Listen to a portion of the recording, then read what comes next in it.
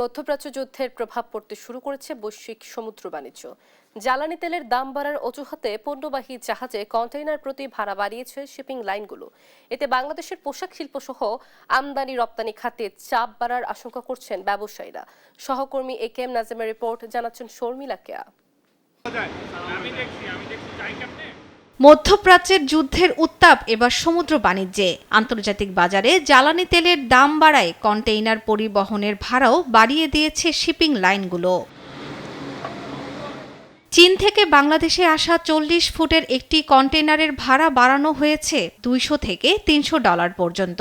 Shipping কোম্পানিগুলো একে বলে ওয়ার সারচার্জ। ব্যবসায়ীরা বলছেন, হঠাৎ করে ভাড়া বৃদ্ধির ফলে আমদানিকৃত পণ্যের খরচ বেড়ে যাবে।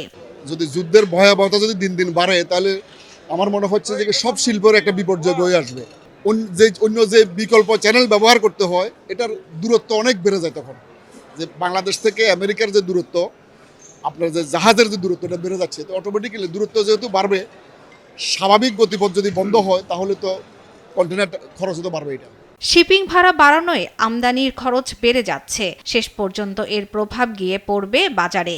অর্থনৈতিকভাবে আমরা একটা ঝুঁকির মধ্যে আছি। বিশেষ করে আমাদের যে জ্বালানির যে পুরো জ্বালানির একটা বড় অংশই আমাদের এই হরমুজ প্রণালী নির্ভর, প্লাস রেড সি নির্ভর আমাদের বাংলাদেশে আমদানি হয়।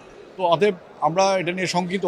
যুদ্ধ পরিস্থিতির কারণে মধ্যপ্রাচ্যের বেশ কয়েকটি দেশে পণ্য আমদানি রপ্তানি কার্যক্রমও প্রায় স্থবির হয়ে পড়েছে। এতে বাংলাদেশের রপ্তানি পণ্যের বাজারেও অনিশ্চয়তা তৈরি হয়েছে।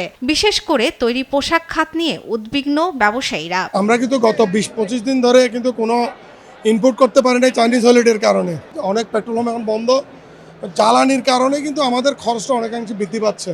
আমরা যেটা চায়না থেকে ইম্পোর্ট করতাম, যেখানে $1500 বা $1600 করে 40 হাইকিও, এখন সেটা আমাদের $2000 করে চার্জ করছে। যদি এভাবে যদি একটা করে যদি অর্গানগুলো বন্ধ হতে থাকে, তাহলে কিন্তু আমাদের প্রোডাকশন এবং এক্সপোর্টের উপরে প্রভাব পড়বে। বিশেষজ্ঞরা বলছেন, মধ্যপ্রাচ্যের সংখ্যা দ্রুত নিয়ন্ত্রণে না এলে বাংলাদেশের আমদানি রপ্তানি খাতগুলোতে অস্থিরতা আরও বাড়তে পারে।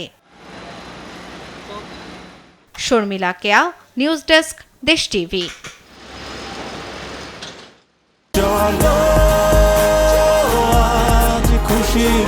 40 বছর ধরে অসংখ্য খুশির মিছিলে ছিল আইডিএলসি, থাকবে আগামীতেও।